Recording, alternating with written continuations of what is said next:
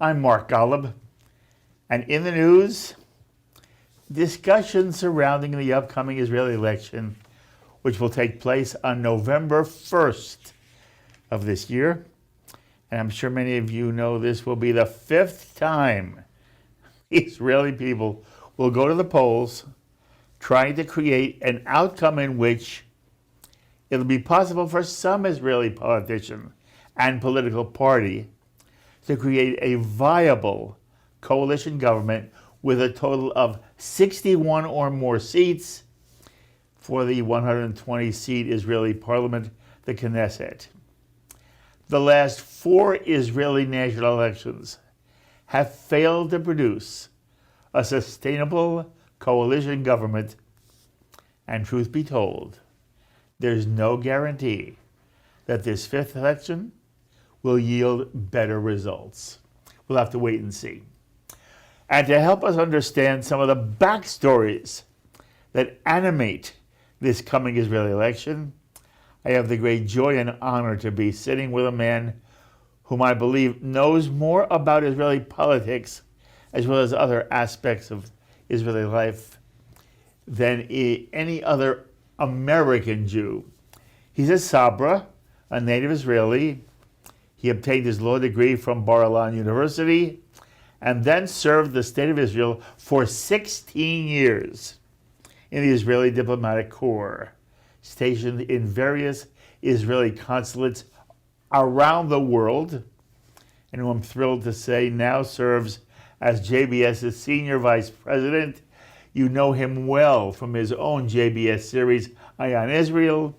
He also hosts many in the news segments, and he participates in many JBS specials. And I'm very excited to tell you about his special assignment for JBS.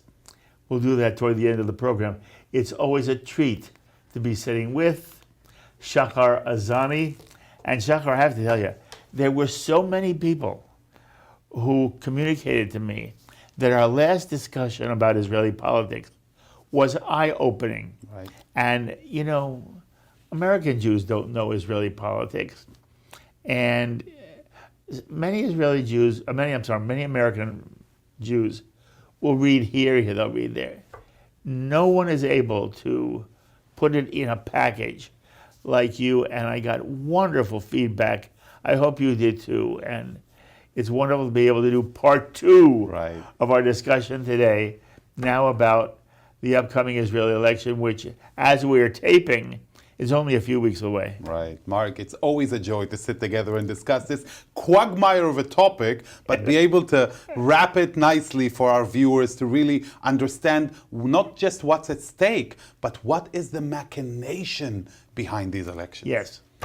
And we call it both to you, and it's wonderful to be sitting with you. All right, so I want to begin by asking you a question I did not ask you in our first program, and it occurred to me it would be interesting for our audience to hear what you have to say.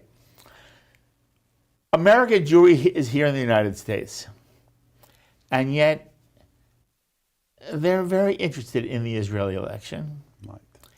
But I don't know if they understand why it matters. What matters about the Israeli election for American Jews? The Israeli election for American Jews. So if somebody said to you, why should I care? I'm an American Jew. You know, have a nice time.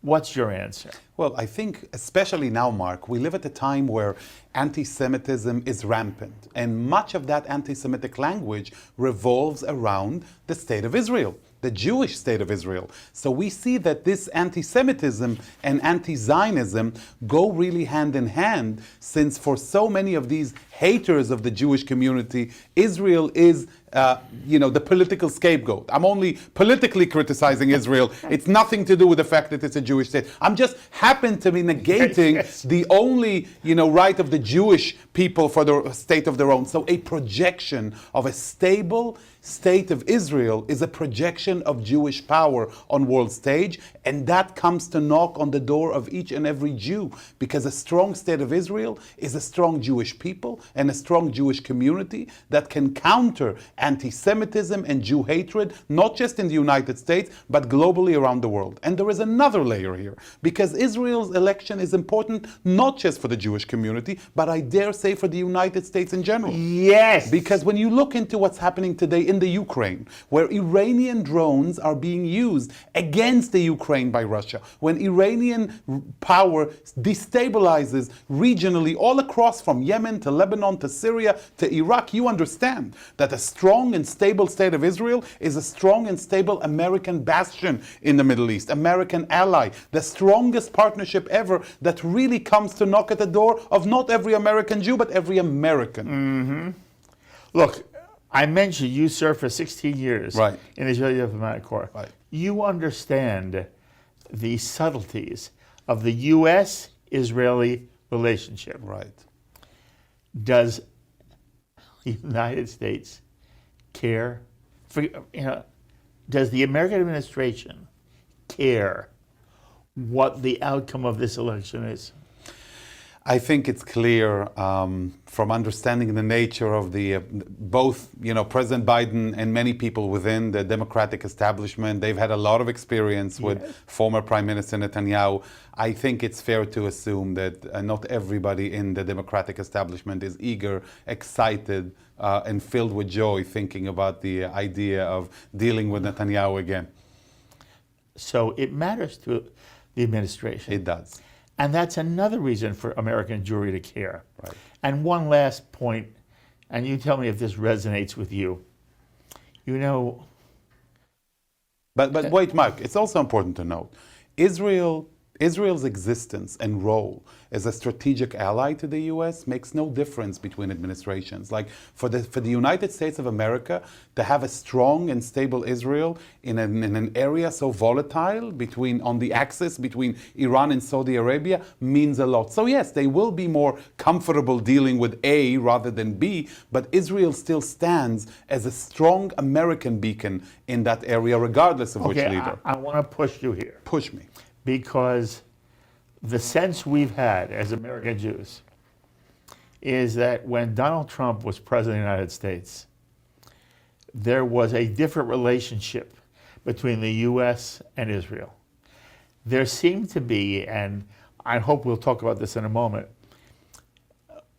Trump did not criticize Bibi for 4 years. Suddenly, we hear Trump mumbling and grumbling about Bibi, and he's upset with Bibi Netanyahu. But for 4 years while he was president, people say, oh, there's finally no daylight between the U.S. and Israel. And then Biden becomes president, and he has been known to be a good friend of Israel, and yet he's come under criticism. And we're doing a show coming up where we're going to have people react to the trip he took to Israel. And some of the things he did on that trip, which Israelis felt were insulting. He didn't want the Israeli flag on his car when he went to East Jerusalem. He didn't bring an Israeli with him when he went to East Jerusalem. He didn't visit the Western Wall. And there were people who say, yes, in the general sense, Biden is a friend of Israel, but he's made mistakes that are troubling. And so when you say it doesn't matter what the administration is, the U.S. commitment to Israel and Israel's strategic position in the Middle East will be important to either. They, at the same time, Shahar, and you can tell me if you think I'm wrong or if you think the pundits are wrong. Many people were unhappy with Obama's articulation of the relationship between the U.S. and Israel. Then here comes Trump, and there are people who say he's the best president the state of Israel ever had. And now we have Biden, and there's some discomfort. So my own feeling is that what happens in this election will affect the way, even if it's subtle, the American administration deals with Israel. And what I wanted you to comment on the state of Israel relies to one degree or another on American aid, military aid. Correct. It's financial aid, but it's mostly in terms of selling to Israel. Selling, not giving. Right. Selling to Israel Right. arms. And there's a question as to, the Jewish community, the American Jewish community, is seen to be a lobbying force on behalf of the state of Israel. And you and I are annoyed when American Jews don't seem to appreciate that role and to be stepping back from that role. But I'm wondering whether American Jews should be interested in this election, because ultimately they're being asked to use their influence, not necessarily their dollars, that's a separate issue, Right. their political influence to influence the American administration. Right. And the election will color how some American Jews view Israel Correct. and how, I believe it, how the American administration will view Israel. Correct. Speak to that. Well, at the end of the day, there are different approaches. And like you said so eloquently, even with Trump, during the time, the perception was that there is complete union and they speak in one voice between, the Trump administration and the Netanyahu administration. But then, a few years later, you read about this in this book or that book or this interview. Trump wasn't so happy with Bibi. Bibi wasn't so happy with Trump. They did agree, they didn't agree, because at the end of the day, it comes down to people. And when you have a certain prime minister, let's say you were talking about President Obama. President Obama famously had, butting heads with Prime Minister Netanyahu at the time. And that was quite evident that there was not just, daytime, nighttime. There was so much time in between the two personalities. So all I'm saying is there are different approaches. And you're absolutely correct. And there is a level of comfort and discomfort with individuals. But the bottom line is, and this is also goes back to the point we just discussed, Israel is important to American national security. Israel is vital. You said so eloquently a point that is hidden from the eye. There is no financial aid to Israel. There is support with military transactions in which US dollars are being given to Israel and then used again within the American military complex to support jobs within that complex that at the same time will support American interests in the region. And the United States knows very well whether they're comfortable with it or not, whether they put a flag on their car or not, who they can count on when it comes to Israel, who they can rely on if American interests are in danger. And the state of Israel knows the same as well, whether it's Netanyahu, Lapid, or Bennett. Okay. And this is a digression. We'll keep it very short. Right.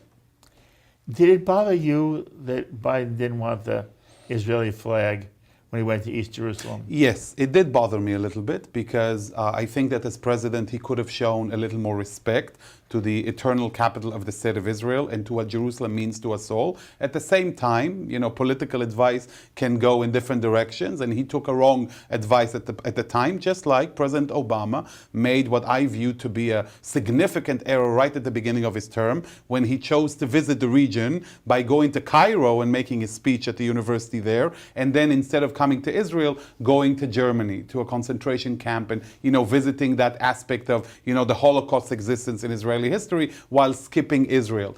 Presidents, prime ministers, you and I, Mark, and everyone else, we make mistakes. This was a mistake, whether it's a strategic mistake that's going to derail Israel-US relations, no. But like you say, it's different approaches. And I think that President Biden knows very well, and the American administration knows very well, the value and the importance of the state of Israel, no matter what you hear on the outside. Very nice. All right, we come back to the Israeli election. Right. I want to go through some of the major political figures in Israel. And when I say major, it's not only that they're major in Israel, they're known to American Jews. Right. And not every politician is known to American Jews. Right. And some are minor figures, although they're ascending. Some are very well-known names, and they're descending. Right. And you and I have spoken off camera. It's amazing how political fortunes change so dramatically, so quickly. Right. In one election, a given politician is the opposition. Wait, Mark, here is a great one. Naftali Bennett, if you remember that name, somebody who until recently was Israel's prime minister. Only 2 years ago, his party did not pass the electoral threshold. In April of 2019, I believe it was, that his party and Ayelet Shaked's party, at the time the New Right, won 1,454 less votes than the electoral threshold, which meant they didn't even make it to the Knesset. Okay, and hold lo on, and behold, hold on. 2 years later, he's prime minister. Okay, hold on. And by the way, it's fascinating, but you've touched on something that's in my notes. The American political process and the Israeli political process are vastly different. Right. Israel is a parliamentary government, and it's a parliamentary system. I want you to take a moment to explain to our audience, when Americans go to the polls, they're normally voting for the head of the Democratic or Republican Party. They're voting for Donald Trump, or they're voting for Joe Biden, or whatever. That doesn't mean that Americans are unaware of the fact that there's a Democratic platform, there's a Republican platform, Correct. there's a philosophy, Right. in theory at least, Yes. between the two parties that separate them. But still, Americans go in fixated on a person. Now, in Israel, every party has a leader. And to some extent, the Israeli goes to the polls. He's aware of who the leader is, and that leader colors the way he views the party. Correct. But reality is, they're not voting for a leader. Very true. They're voting for a party. Exactly. And I want you to explain, you've talked about the threshold. Let's talk Many about the American threshold. Jews have no idea what you're talking about. Let's do it. This is very important. Take a moment. So let's do some math, Mark. Enjoy the quagmire of Israeli elections, and let's understand this idea of a threshold. Like you said very correctly, even though in our minds and in our hearts we say the words Benjamin Netanyahu, Yes. Naftali Bennett, Yair Lapid, Benny Gantz. The truth is, like you said, that when Israelis go to the ballot boxes, they don't vote for the individual, they vote for a party. And in doing so, they may be voting for number 35 on the Likud list, whose name they don't even know. There's But a list for every there is a party. list, but it's their vote. Every party has a list of 120 members, because ideally they would own the entire Knesset. And when you go and vote, your vote may bring in Joseph Shmegegi, but you have no idea who Joseph is. All you do is you go and vote for the party. Now, what is the electoral threshold? Out of all the people who vote during the elections, you have what we call the legitimate votes and the illegitimate. What's an illegitimate or a cancelled vote? If the ballot itself seems to be crumpled, if there is something illegal about the way it's there, if the envelope is torn and seems to be messed with. So all of these votes, if you put on, let's say, a white note and you make a stand, that stand goes in the garbage. These votes don't count at all. So then you take all of the proper votes that were done legally and properly, and everything is sealed properly in the envelope. It's done. You have a certain amount of votes.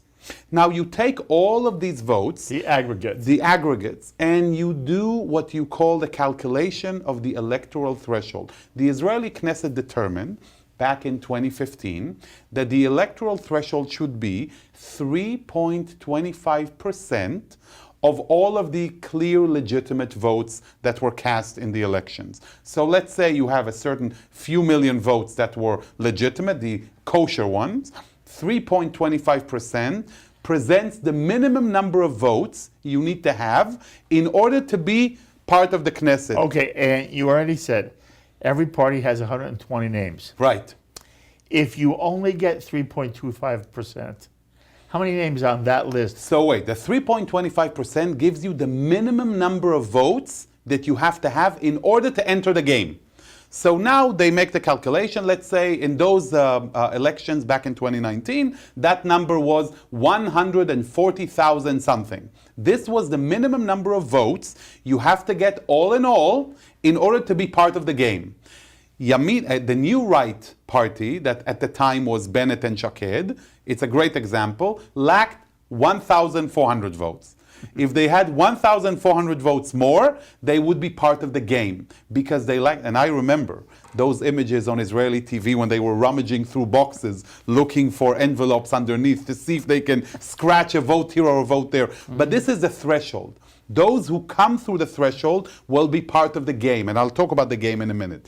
Those who don't come through that threshold, their votes become out of the equation. And that also has an impact, and I'll talk about this in a minute. So first, electoral threshold is the number of votes you need to have. You have to have a certain number of people vote for you to be part of the game. So For the party. For the party. To be part of the game. For the party, exactly. 140,000, 144,000, depending on the number of kosher votes that there are in those elections, 3.25%.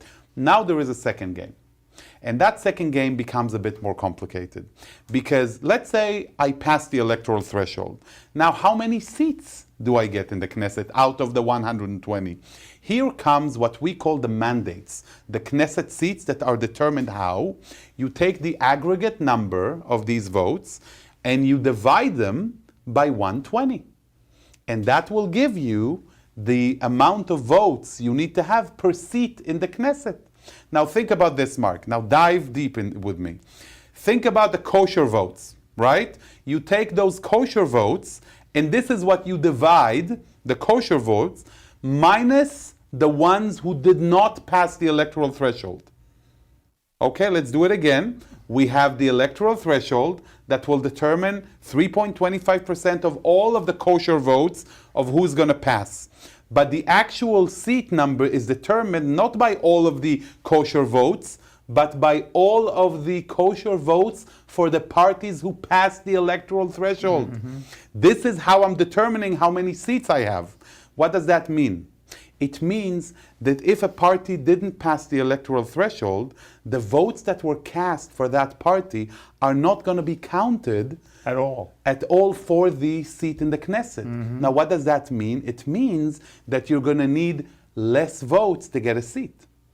Less votes, because if you have the numerator is larger, divided by 120, of course you need more votes. If that number becomes lower, because some of these votes are cast aside because those parties didn't pass the threshold, it means you'd need less votes to get that seat. Now, on a fraction of a percentage, imagine between 15.9 is 15 seats, but 16.1 is 16 seats. And there you have Netanyahu's 61st vote, the 61st finger to have in the Knesset.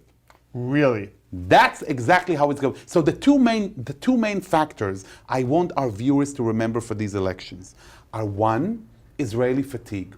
The Israeli public is tired. Oh, talk about that. They have been through these elections. Like you said, this is the 5th round. And it's a question of to Bibi or not to Bibi. It's the same old, same old. By the way, the bottom line is it's still all about Bibi. It's still all about Bibi. We talked about that the last time, but it's become no less true now. Everything is painted in those colors. There is very little real discussion about the issues, the cost of living, inflation, the gas agreement with Lebanon. All of these are immediately painted in pro-Netanyahu, anti-Netanyahu. And the truth is that there is continuous stagnation. Israeli polls indicate, and get this a surprise, people don't change their minds. The blocks remain the same. So this election is going to be won by these fraction of percentages, by how many people actually go to vote. So Netanyahu is fighting for the 300,000 people who, according to his information, are Likud voters, but chose not to go and vote in the last round because they were tired. So his effort is going to be focused on getting them to vote.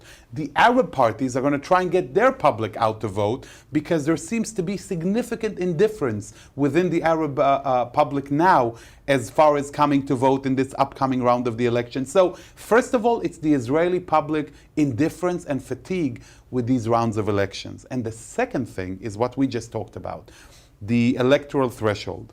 If one party doesn't pass the electoral threshold, it means that the votes, even kosher, that were cast in favor of that party are not going to be counted for the seats in the Knesset, which means that somebody who voted for, let's say, an Arab party that didn't pass the electoral threshold, the result, the end result of that vote would be, let's say, 80,000 votes that are going to be thrown in the dustbin, which may end up giving Netanyahu the victory because it's going to be the one between 32.1 and 31.9. That's going to be that one seat because this election is going to be won by fractions of percentages. Isn't it fascinating? By the way, is it, in your view, is this a good system? Let's say this. Israel, when we say Israel is a vibrant democracy, we are. When we say Israel is a miracle, we are. Right now, if you think about the diversity of opinions in our Jewish community, now take it 100-fold and go to Israel. So for now, it's the best system we have. We have tried other systems. If you remember, Mark, back in the mid-90s, Netanyahu's first term in 1996 was won in personal votes. At the time, Israelis had to cast actually two ballots. One was for the party, and the other was for the person. So in 1996, Israelis had to choose whether they go for Benjamin Netanyahu for premier or Shimon Peres for premier. And in addition, they voted for a party because at the time we felt that this will help stabilize the government. It actually did the contrary, which led to the, it was then, I believe, Prime Minister Sharon at the beginning of the 2000s, revoke and going back to the old system. So I can say that at our young and tender age, we're still experimenting. But we have to understand that this system is going to be translated now to winning by a fraction of percentages to the right and to the left. And maybe, Mark, we can touch a bit about the Arab parties. Yes, we will. We'll get there. And I want to just make sure people understand. You talked about the denominator. If the number of total votes is smaller, you can get into the game with fewer votes. You can get more seats because getting into the game is determined by the threshold. Yes, exactly. That's 3.25% of all of the kosher votes. The number of seats is determined by the number of the kosher votes of the parties that pass the electoral threshold, divided by 120. Now, if that number is larger, you need more votes to get one seat. If that number is smaller, let's say parties that didn't pass the electoral threshold and then their votes are not counted, you need less votes to get one seat in the Knesset. Okay, last question, then we're going to get to personalities. I would imagine that those who are in the political business in Israel understand everything you've said. And they also understand how this small fraction can determine another seat or another seat.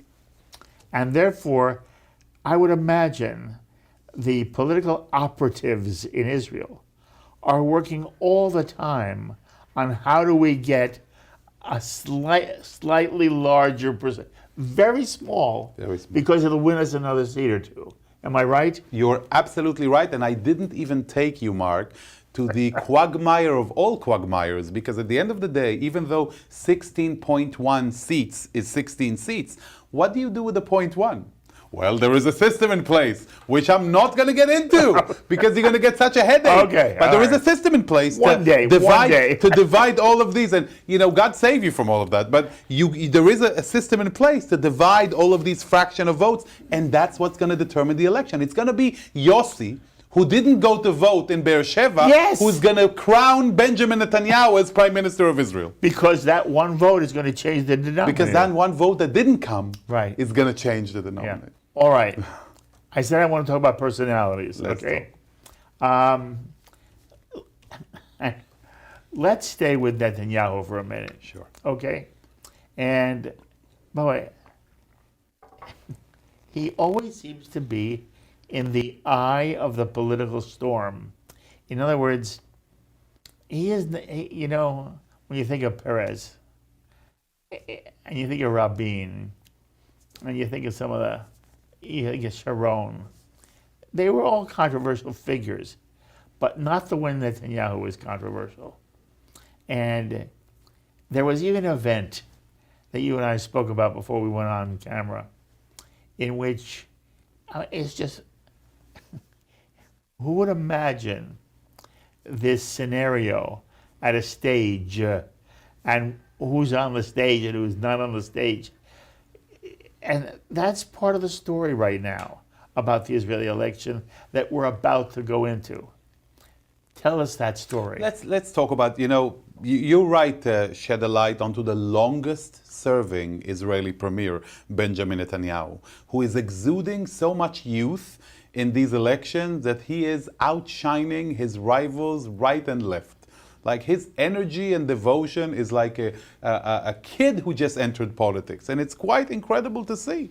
Now, the event you're talking about is the post-Sukkot celebration, where the leader of Jewish Power Party, Itamar Ben-Gvir, who did not pass the electoral threshold for many years, who has been at the very outskirts of Israeli politics, who has been considered to be ultra right-wing for so many years, and in the past couple of years has been going through such a process of legitimization that his party, along with someone else, Bezalel Smotrich of the religious Zionist movement, may become the third largest party in the Knesset after Likud and Lapid's Yesh Atid, the religious Zionist party. And I'm talking about Itamar Ben-Gvir. Itamar Ben-Gvir, by the way, whose controversial figure made appearances on Israeli TV and media for many years. One of his most notable ones was when, as a teenager, he was holding the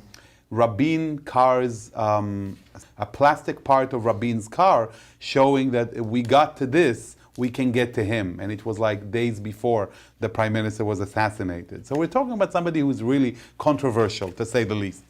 And yet at the post-Sukkot event, he is on stage, and Netanyahu is supposed to come and address the crowd. And make no mistake, there is a continuous show of alliance between the religious Zionist party and Likud party. Like, it's clear that they're going to be part, potentially, of any Netanyahu coalition. And yet, Netanyahu, with his sharp political instincts, as he comes to the stage, refuses to come on stage for as long as Mr. Ben-Gvir is on stage. Because? And is demanding of the organizers that he's removed because he doesn't want his picture to be taken alongside Ben-Gvir, to be used by his adversaries to show the great boogeyman of Israel. So Netanyahu has to, this is his ally. This is somebody who everybody understands is going to be part of his coalition, and yet it's such an embarrassment for him because he's trying to navigate the stormy waters between the Ben-Gvir supporting group and the traditional Orthodox, let's call them, Likud voters, who are not the moderate right, who are not so happy with liaising with what seemed to them as the extreme right. So it's a very interesting and delicate, balance. Wow. When Netanyahu, in his sharp political instinct, still at his age, being able to think about the picture, right? You, Mark, you know better than anyone the value of a photo and a picture and an image of what Netanyahu is willing to do and not to do and pay the price for, because he's able to, balance it out and say, this is the worthwhile path. I think it tells a story of somebody who is a great maven of Israeli spirit and Israeli politics, who understand the nature of the Israeli constituents. And it's a great reason why he's referred to as the grand wizard of Israeli politics. Is Ben-Gvir the individual who is likened to Meir Kahane? Yes. Participating in various ceremonies over, even though in the last couple of years he's supposedly disavowed it and I'm no longer there, but for many years he was famous for having the picture of Baruch Goldstein in his living room, the perpetrator of the massacre in the mosque in Purim. He also attended, various events in memory of Rabbi Kahane. But at the same time, some of his friends in the ultra-right wing came out a few weeks ago claiming that he became a moderate. And now he shouldn't be viewed as extreme right because he's no longer loyal to our path. He's made compromises. So, Israeli politics is very complicated. And even without the numbers, like you say, the personalities, each of them takes you on a different path through the dark forest. Ultimately, how does Gvir get off stage? He's persuaded by 4 rabbis. He's being literally, you can see him protesting a little bit, but he's being accompanied off stage before Netanyahu comes up, physically. Have you had any opportunity, and maybe the answer is no, have you had any opportunity to talk to Israelis Israelis in Israel, about how that event has been perceived? Well, I did have an opportunity to speak to Israelis about Ben Gvir, and it was amazing to hear the kind of support that Ben Gvir is winning with many Israelis. Think about this. His party is going to win, and again, it's not only his, but he's a very prominent and loud voice within that party. He is the image of that party in many ways. May win close to 13 seats in the Knesset, more than Benny Gantz's party, that now stands in the polls at around 12. He is on par with the former chief of staff of the IDF. Unbelievable. Unbelievable. And it's a reaction to what we've seen. Mainly it's attributable, and I think they're correct, to what Israelis have seen in May of 2021 within the mixed cities in Israel where Arabs and Jews live together. And suddenly a lot of Israelis saw an image of Arabs rising against Jewish residents, attacking apartments of Jews, targeting properties, stores and cars of Jews. And Ben Gvir has been a very strong voice against, those Arabs, those terrorists, and a lot of demanding, for instance, the death penalty to terrorists, demanding to banish or revoke Israeli citizenship from families of terrorists, Israeli Arab terrorists who perpetrated acts or killed Israelis. And a lot of Israelis, and many young Israelis, find these demands to be justified. I can tell you that Ben Gvir attended a lecture at a prominent high school in central Israel, in the city of Ramat Gan, which is supposed to be, elitist, and you can imagine, affluent suburb of Tel Aviv, and yet he was accepted like a hero. Many of the high schoolers accompanied him with song and dance. Now, to tell you that doesn't give Netanyahu a tummy ache, it does. Shahar, does this indicate a movement to the right by the Israeli electorate in general? Well, I think all in all, when you look in the Knesset map, not just now, but in the past years, you can see that the majority of the Israeli public is center-right, especially after the collapse of the Oslo Accords. If you remember, then Prime Minister Barak came out with a statement after the Camp David negotiations with Arafat and said, there is no partner on the other side. Like Abba Ibn said, the Palestinians haven't missed an opportunity to miss an opportunity, and they have continuously proven to the world and to the Israeli public specifically that they're not willing to acknowledge Jewish existence in Israel. We've seen it continuously, and we've seen it in Gaza. Look at what happened in Gaza. We always go back to Gaza, not just in the sense of an operation, but the Palestinians have been given a territory in the hope that it will become Singapore of the Middle East. And they turned it into the hellhole of the Middle East, showing the world why they can't manage their own territory. And the Israeli public, beyond any international fora, beyond any foreign government, they read those messages very well. And until we see a different approach coming from that side, 80 to 83 seats in the Knesset are center-right, which leads you to this, Mark. So how come Israel doesn't have a stable government? If 80 to 83 seats in the Knesset are center-right, it should be easy to have a government. And the answer is not A, but B. It's Bibi. It's because of that personal question. The question isn't right or left in Israel. The Israeli public has already determined center-right. It's Netanyahu. Are you with Netanyahu? Even the blocs themselves are referred to the pro-Netanyahu bloc and the anti-Netanyahu bloc. That's where we're at. And it's a stalemate. Okay. I want to pick up something you just said. I want you to just tell us where Yair Lapid is now. But Yair Lapid went to the United Nations. Right. And at the United Nations, he gave a speech in which he said, Israel, as far as he was concerned, right, Israel is ready for a two-state solution if only there were a partner on the other side. So I'm asking you two questions. Number one, where is Lapid in general in this upcoming election? And what's your sense of that speech at the UN? And in terms of what you just said, I think it's so obvious. There are many people who believe the just thing for the entire region would be a two-state solution. But Israel is not going to do one, and American Jews basically are not going to support it unless we believe there's an interlocutor on the other side. And what Lapid said was, there's one condition. We want a two-state solution, but the Palestinian state must be peaceful. Well, that's all. You've just ruled it out. But anyway, what's your sense of this? Netanyahu said the same when you think about the Bar Ilan speech of 2009. That's correct. Demilitarized Palestinian state. So let's look at Lapid for a minute and let's check out that statement. First of all, where does Lapid stand?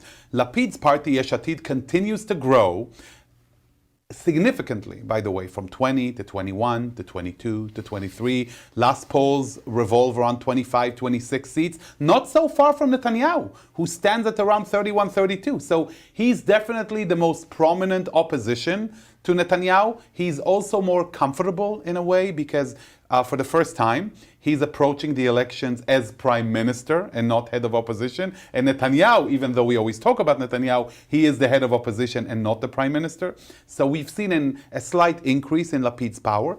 Lapid is actually, he actually intends to visit the city of Nazareth very soon to kind of like awaken the Arab vote so that more Arabs choose to vote, because he understands that any vote that comes through there increases the power of the anti-Netanyahu bloc. And what you just mentioned about Lapid's statement at the UN is a great example of what's happening in the Israeli elections. He made a statement. So supposedly, you should have had a discussion in Israel. Where do you stand on the issue with the Palestinians? Is there going to be peace? Who supports peace? And yet the discussion went back to Lapid said it, Netanyahu said it, Netanyahu shouldn't, he won't do it, he didn't do it. Are you for Netanyahu? Are you against Netanyahu? So again, even though we had an opportunity to discuss an issue, the issue was never discussed. It went immediately back to pro-Netanyahu and anti-Netanyahu. And that is a sad state of affairs for us now, because we can't just get over this issue of yes Bibi, no Bibi.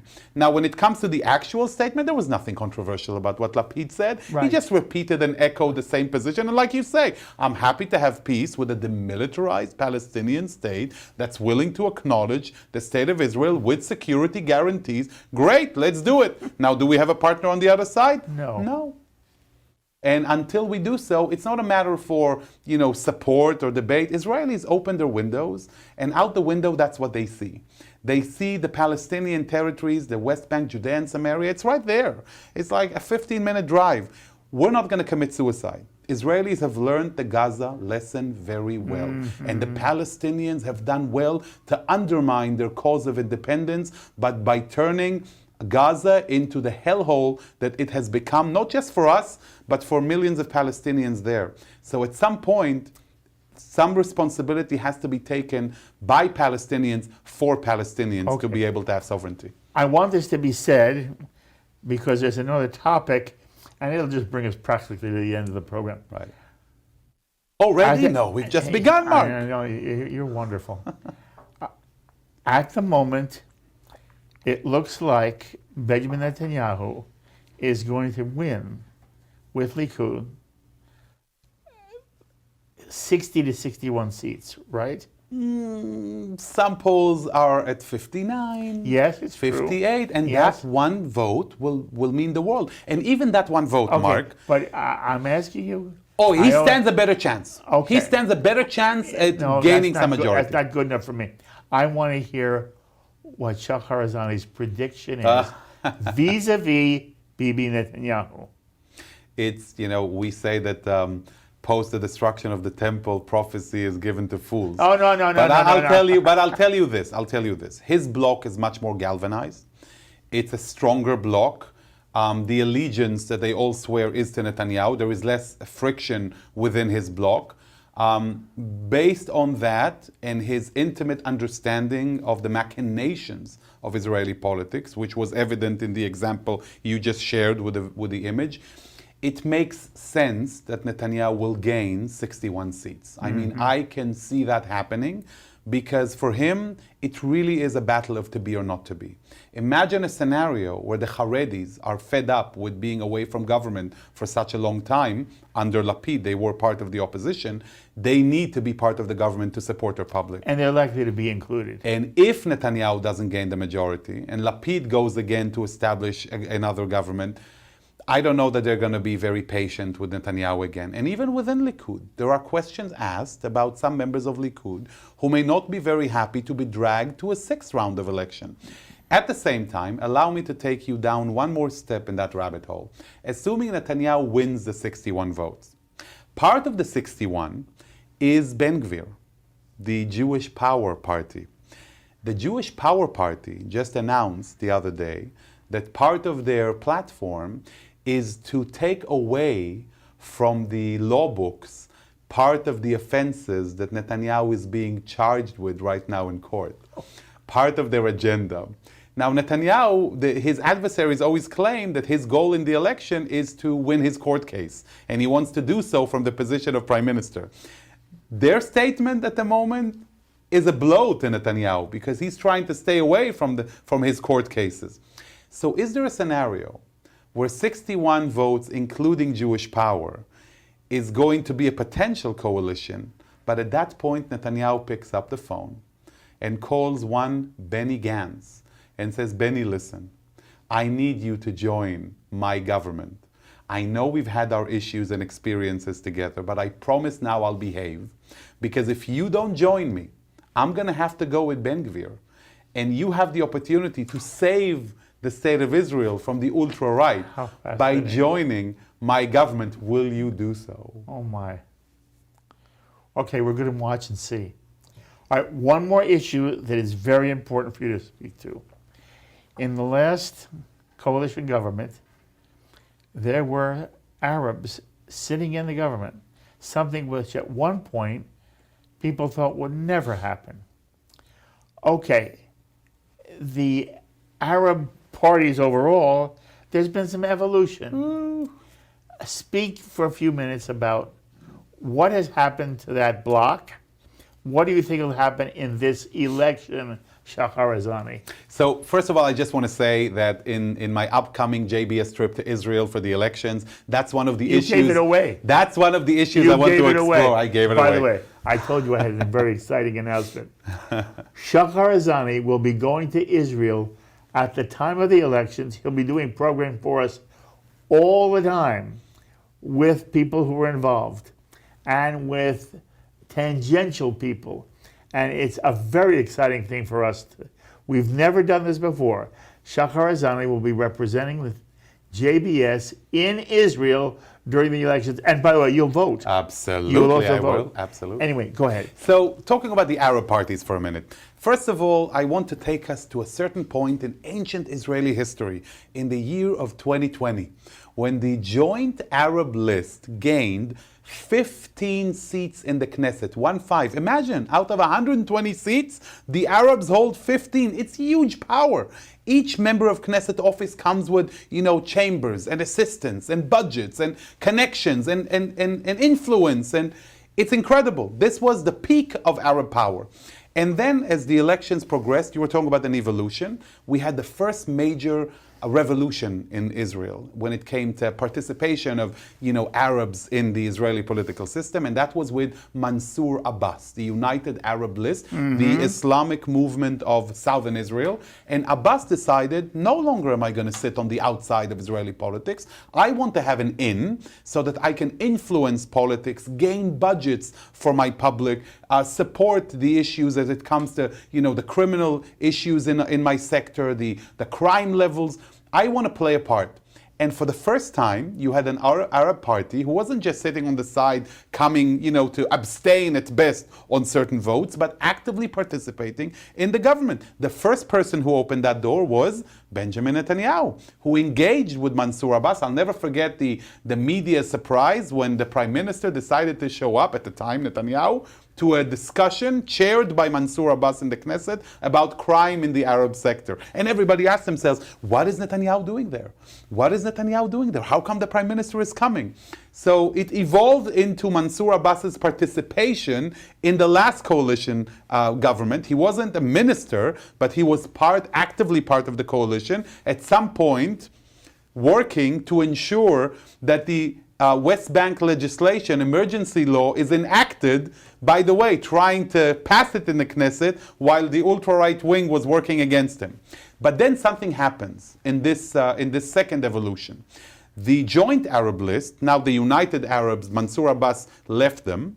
Now you have the joint Arab list that is composed of 3 Arab parties. One is a communist radical leftist. One is a more centrist secular party of Ahmad Tibi, who used to advise to Yasser Arafat. And a third one called the National Democratic Alliance, Balad. The National Democratic Alliance is an extremist party within the Arab public. It's a party that negates the Jewish nature of Israel, that objects to the Zionist characterization of Israel. The founder of the party, Dr. Azmi Bishara, back in the mid-90s when he established Balad, 10 years later, during the Second Lebanon War, he transmits information to Hezbollah where the missiles are falling so that they can better target them into Israel. That's the level of personalities we're talking about. One of their members of Knesset smuggled cell phones to Palestinian terrorists in Israeli prisons using his position as a... So we're talking about a very controversial party. So they're supposed to run along with the bloc of the joint Arab list without Mansour Abbas. Then 2 minutes before they close down the lists, they decide we're going to run on our own. We're going to run separately from the joint Arab list. So the joint Arab list, out of 4 parties, now you only have 2, whereas Mansour Abbas is running separately and Balad is running separately. Why is that super important? Because Balad right now stands at around maybe 80,000 votes. 80,000 votes is not going to be enough to pass the electoral threshold, which means that they're not going to be represented in the Knesset, which also means that their votes, even legitimate and kosher, are going to be subtracted. You remember that math lesson? Subtracted from the overall number used to divide by 120 and get the number of seats you need. So, if you vote Balad, you may have voted Ben Gvir in or Benjamin Netanyahu in. And that combined with the overall indifference in the Arab-Israeli public, that right now seems to be at its lowest point, may bring about a victory to the pro-Netanyahu bloc. Some estimate that even 63 majority in the Knesset. So you never know which way it's going to work. And then Why would Balad do this? It seems to be against their self-interest. Oh, goodness me. Ego, can it really play a part within the Arab parties? Yes, a lot of ego. And disagreements, because, for instance, while some of the Arab leaders said never Netanyahu, the leader of Balad, again, anti-Israel, anti-Zionist, anti-Jewish party, says, I don't care about Netanyahu. I care about my policies. Whether it's, end the occupation, a state of all of its citizens. So some people read it as, I'm not really against Netanyahu. So if there is a way to collaborate with Netanyahu, I'm willing to collaborate. Now here is another image. Just let me give you this one, Mark. The Central Election Committee, when you look into the Balad platform, you understand that it really is contradictory to the very existence of Israel. Should a country allow such a party to run in the elections? So it's within the power of the Central Election Committee, headed by a Supreme Court justice, to look into the matter. And every election, the Balad issue comes before the justice. And they're saying they shouldn't be able to run. So the parties are supposed to vote on it, and the justice gives his ruling, and then it goes into the Supreme Court. What do I want to say? I want to say that during that specific debate about Balad, who didn't show up to argue against Balad? The right wing. Usually the right wing is the first to come and make the claim against such a party. Suddenly they're not. Why? Because it's a matter of numbers. If they run, they cost votes to the anti-Netanyahu bloc, which is good for us. Some people claim that it's inappropriate, that you should have a position in principle. But this is the practicalities of the Israeli political machination, Mark. Fabulous, fabulous. Okay, real quick. Really, 30 seconds. Where's Benny Gantz now? safe and secure with 12 seats. Really? He's focusing on Okay. his role as Mr. Security of Israel. Okay. Naftali Bennett and Avigdor Lieberman. Avigdor Lieberman struggles to redefine his role, as many of his voters are Russians in Israel, and slowly as time passes, more and more Russian Jews are integrated into existing parties, but he now stands at the electoral threshold of around 4, 5, 6. He, of course, is secure that he's going to get more, but reality is that he's shrinking. And Naftali Bennett, I asked the same question. Where is he? I think he just chose to take a time out, but not really, because you hear his voice every once in a while, but he's definitely not prominent. Gideon Sa'ar. Joined Benny Gantz, so together the sum of both of their parties gave exactly the amount. It wasn't able to breach that boundary. Okay. Ayelet Shaked. Ooh, we haven't even touched on Ayelet. Ayelet Shaked is actually fighting to survive the electoral threshold. Netanyahu is fighting against her because he believes she's taking away votes from his camp. She says, if I win, I will guarantee a Netanyahu coalition government. I promise, she says, I will go with Netanyahu. But if religious Zionists need a home, it shouldn't be Ben Gvir, it should be me, heading the Jewish Home Party. Netanyahu is fighting against her. Why? Some people say, don't tell anyone, that it's because Sarah can't stand her. Even though politically it may make sense for Netanyahu to donate a seat or two for Shaked so that she gets 4 and gives him the majority, it doesn't Unbelievable. Unbelievable.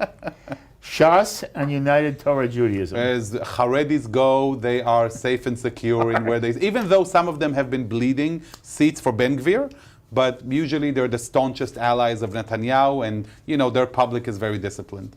Okay. Bottom line is, and you've said this over and over again, and you've said it so well, in Israel, Israeli politics are still driven by Bibi Netanyahu. Right now. Fifth round. Fifth round of what? What makes this a fifth round? A fifth round of the discussion of pro-Bibi or anti-Bibi. And this round, because of indifference and the electoral threshold, is going to be won or lost by a fraction of a percentage. Isn't he wonderful? And by the way, I say this every now and then. There are things you will hear on JBS you won't hear anywhere else. I don't know where else you could hear the kind of analysis of the Israeli political landscape that you've heard here from Shahar Azani. Thank you, my friend. I love you so much. Such a and pleasure. You do a fabulous job. Amazing. A fabulous job. And our trip is going to be amazing. Yes, and again, he is heading out to the state of Israel just before the election, and he'll be there and he'll be sending reports back to you, and we are most grateful. Of course, I'd love to hear your thoughts regarding this edition of In the News with Shahar Azani. Please be in touch with me by email at rabbigolub@jbstv.org or write me at P.O. Box 360, Stamford, Connecticut 06904. I love hearing from you. My thanks as always to our director, Sloan Copeland. Thanks also to production coordinator, Serge Goldberg. Thanks to JBS's managing director, Dara Golub. And thanks to JBS's senior producer, Carol Lilienthal. And so until the next time, I'm Mark Golub. Be well, my friends.